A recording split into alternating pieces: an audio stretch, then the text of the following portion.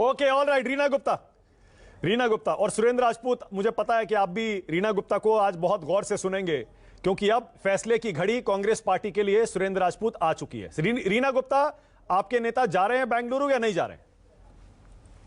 मानक जी, सबसे पहले तो अजय आलोक जो चरित्र की बात कर रहे थे, बड़ी हंसी आती है जब ये चरित्र की बात करते हैं। खुद जब प्रधानमंत्री जी 70,000 करोड़ का घोटाला की बात कर रहे हैं और 48 घंटे के अंदर अंदर वो सारे लोग ज्वाइन कर लेते हैं, और जो अजीत पवार और कितनी लंबी लिस्ट है मेरे पास, ये देखिए, नारायण राणे, पेमा खांडू, प्रफुल्ल पटेल जिसको ये लोग बोलते थे कि दाऊद इब्राहिम का के साथ उनका गठबंधन है, उस प्रफुल्ल पटेल को अपनी पार्टी में लेके आ गए।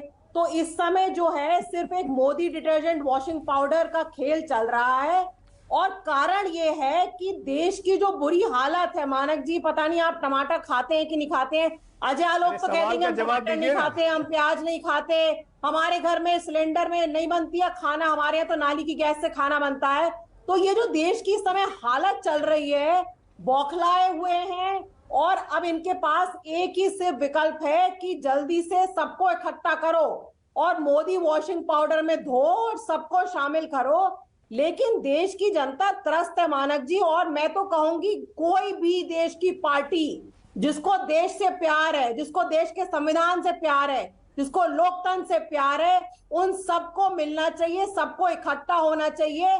और ये पार्टी, ये जिनके पूर्वज आरएसएस के लोग हैं, जिन्होंने कभी स्वतंत्रता संग्राम में कभी इन्होंने पार्टिसिपेट नहीं करा, ये लोकतंत्र और संविधान को नहीं मानते। रीना एक सेकंड, आप भी बिल्कुल वही बात कर रही हैं। ना एक सेकंड, वन सेकंड, आप भी वही बात कर रही हैं। आप इशारों में कह रही हैं जो पार्टी बीजेपी के साथ जा रही है वो लोकतंत्र को प्यार नहीं करती, वो लोकतंत्र की समर्थक नहीं है। जो बीजेपी कर रही है आप भी एग्जैक्टली वही कर रही हैं। लेकिन आपने मेरे सवाल का जवाब नहीं दिया। रीना, मेरा सवाल था 17-18 को बेंगलुरु की बैठक में केजरीवाल जा रहे हैं, नहीं जा रहे हैं? सुरेंद्र राजपूत बैठे हैं, पूछ लीजिए उनसे, उन्होंने फैसला किया या नहीं किया आपके उस अल्टीमेटम पर। देखिए, सुरेंद्र राजपूत जी जानते हैं और इनकी पार्टी जानती है, इन्होंने पटना में बोला था कि मॉनसून सत्र के 10 दिन पहले ये अपना स्टैंड क्लियर करेंगे। कांग्रेस पार्टी अपने आप को देश की सबसे पुरानी पार्टी मानती है, लोकतंत्र की रक्षक मानती है, संविधान की रक्षक मानती है। जब ऐसा समय है, और दिल्ली का जो अध्यादेश है, ये सिर्फ दिल्ली का अध्यादेश नहीं है, हमने देखा है कि भारतीय जनता पार्टी ऐसे अध्यादेश किसी भी स्टेट में लाएगी, चाहे वो कांग्रेस का स्टेट हो या किसी और ऑपोजिशन पार्टी का स्टेट है। तो मुझे तो अभी भी विश्वास है कि कांग्रेस पार्टी जो है, ये Congress party state level politics से ऊपर उठेगी, अपना स्टैंड क्लियर करेगी और कहेगी कि नहीं, हम राज्यसभा में इस अध्यादेश का विरोध करेंगे। ओके, और अगर नहीं करेगी तो नहीं जाएंगे ना बेंगलुरु में? नहीं करेगी तो नहीं जाएंगे। ओके, सुरेंद्र राजपूत बोलिए। अजय, इसके बाद आ रहा हूं, अभी वाजपेयी जी भी नहीं बोले, उसके बाद आ रहा हूं, सेकंड राउंड में ले लूंगा। सुरेंद्र राजपूत बोलिए। तीन चार चीजें हैं मानक भाई। पहले तो जब अजय ने सीधे हमारे ऊपर कुछ कहा तो हमने हाथ भी उठाया, लेकिन आपने देखा नहीं। मजबूरी है आपकी भी। मजबूरी मेरी ये है कि देखिए, विपक्षी दलों में भी सबको स्थान देना होता है। अब ऐसे नाराज ना हो। अब राजकुमार भाटी देखिए आप ही की तरफ है, आप ही के साथ है ना। अरे आपके इतने मोहक चेहरे से कोई नाराज कैसे हो सकता है? आप तो इतने मासूम, आपसे नाराज नहीं हो सकता कोई। हाँ। मैं आपको 3-4 चीजें, पहली चीज तो अजय आलोक जब तक हम लोगों के साथ थे, जब तक अजय आलोक जी एक पढ़े लिखे थे, भारतीय जनता पार्टी में आकर के तो गौरव भाटिया हो गए। इनकी समझ ही नहीं मेरे को आते कि इनको साहित्य से भी इनको लगाव नहीं रहा।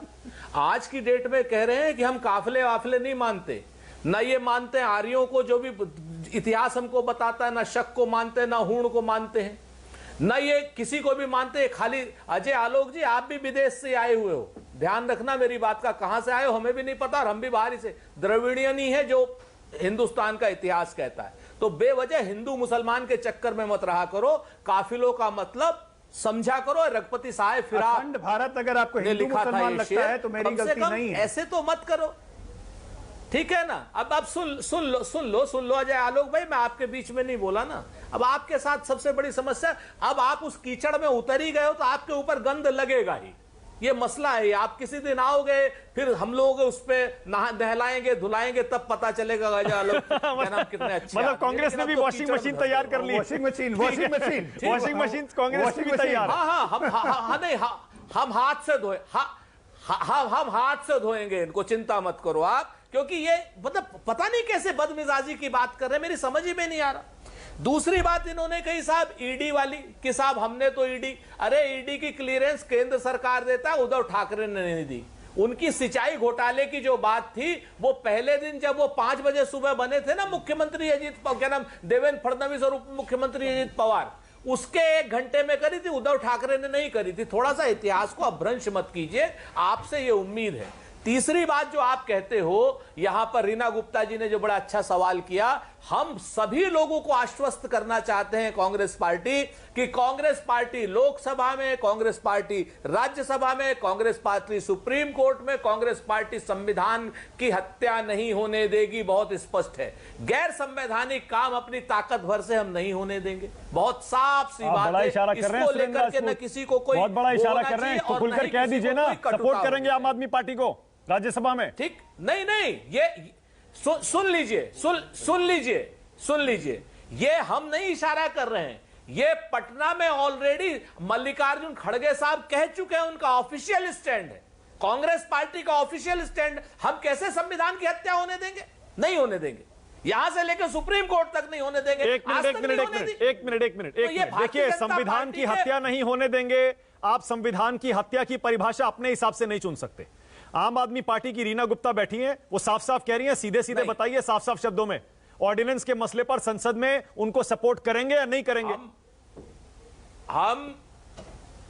हम बहुत स्पष्ट रूप से बता रहे हैं, हम संविधान को सपोर्ट करेंगे, गैर कानूनी कोई काम नहीं होने देंगे। उसमें जिसका भी सपोर्ट हो रहा हो, भाजपा का सपोर्ट नहीं होगा। तो ऑर्डिनेंस गैर कानूनी है या कानूनी है इस चीज को लेकर के? लेकिन ऑर्डिनेंस कानूनी है या गैर कानूनी है? ऑर्डिनेंस कानूनी है, संविधान के साथ है, संविधान के खिलाफ है। बहुत साफ सी बात है। फ्लोर ऑफ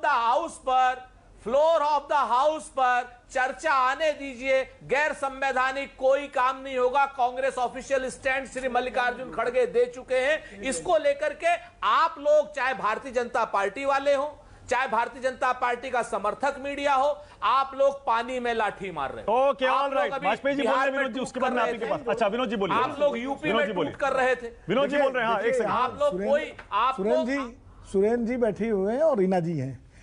दरअसल अंडरस्टैंडिंग हो चुकी है, इसीलिए अरविंद केजरीवाल जी को सोनिया गांधी के डिनर में बुलाया गया है।